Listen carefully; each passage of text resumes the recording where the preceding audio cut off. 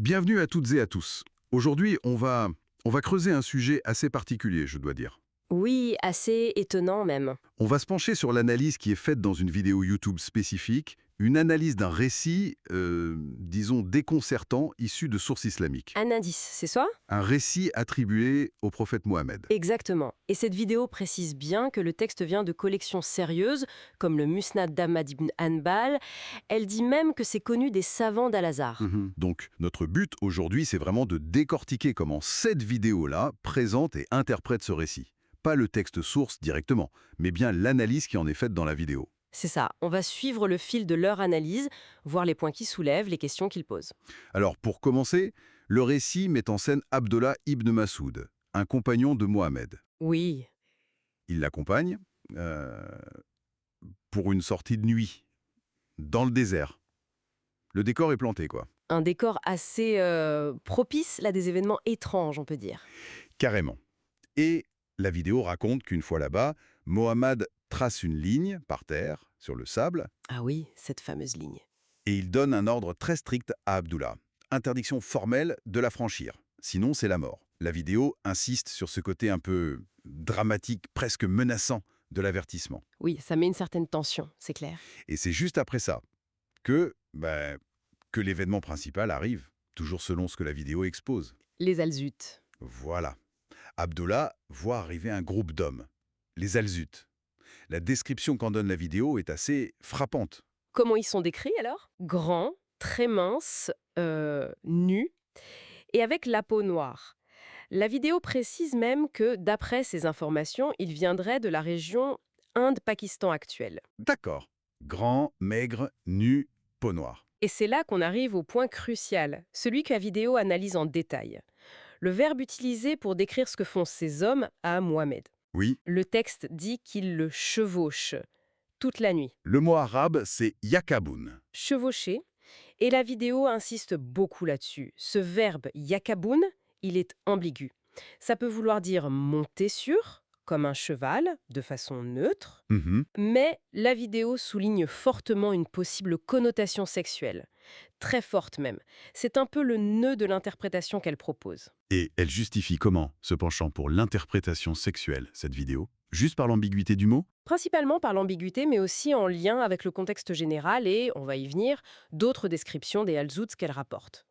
Disons que l'ambiguïté est présentée comme le point de départ du questionnement. D'accord.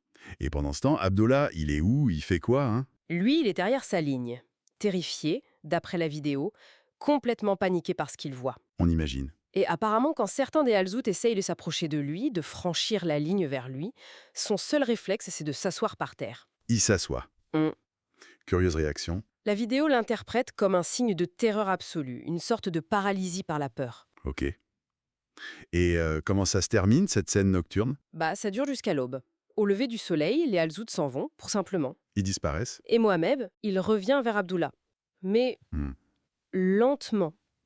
La vidéo le décrit comme étant clairement en souffrance, en douleur. Ah oui. Mhm. Elle mentionne même une variante où il dit explicitement avoir été blessé par eux pendant la nuit. Blessé, d'accord. Et il est épuisé, tellement qu'il finit par poser sa tête sur les genoux d'Abdullah et il s'endort profondément. Waouh.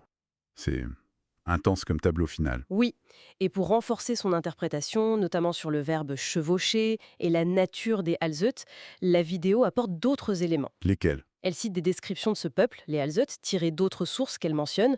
Il serait un peuple migrant, donc d'Inde-Pakistan, réputé pour leur force physique, leur endurance. Ok. Mais surtout, et c'est là que ça devient plus explicite, disons, certaines vieilles ethnographies arabes, toujours selon la vidéo, leur prêteraient une très forte virilité, une sexualité presque incontrôlable. Ah bon? À ce point. La vidéo cite même une source arabe qui dirait, de façon très crue, que leur pénis ne faiblit jamais. C'est pour dire. D'accord. Des descriptions assez imagées, on va dire, que la vidéo utilise pour donner du contexte. Voilà. Et c'est en assemblant tout ça, le récit, le verbe ambigu, ces descriptions des Alzouts, la douleur de Mohammed, que l'auteur de la vidéo pose ces questions. Des questions assez troublantes, hein.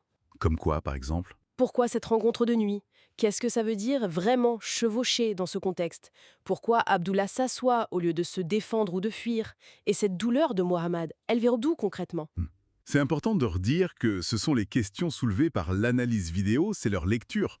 Absolument. C'est leur interprétation, leur façon de problématiser le texte. Donc, pour résumer ce qu'on a vu de cette analyse vidéo spécifique, on part de ce récit d'Abdullah ibn Massoud, c'est cette nuit étrange dans le désert, la ligne à ne pas franchir, l'arrivée de ces Alzout décrits de façon très particulière, l'action de chevaucher et son ambiguïté mise en avant. La douleur de Mahomad après coup, et toutes les questions que cette vidéo soulève sur le sens, possiblement caché ou très littéral de tout ça. Exactement. Et au fond, au-delà de cette vidéo précise, ça nous renvoie à une question plus large, je trouve. Laquelle? Comment on fait aujourd'hui pour lire et interpréter des textes anciens, surtout religieux, quand ils contiennent des éléments qui nous choquent ou qui semblent ambigus, voire dérangeants pour notre sensibilité moderne? Oui, c'est une vraie question. Quelle est la part du sens littéral, parfois brutal, et quelle est la part du symbole, de l'allégorie, ou simplement d'un contexte culturel qui nous dépasse un peu? C'est quelque chose à méditer, je crois.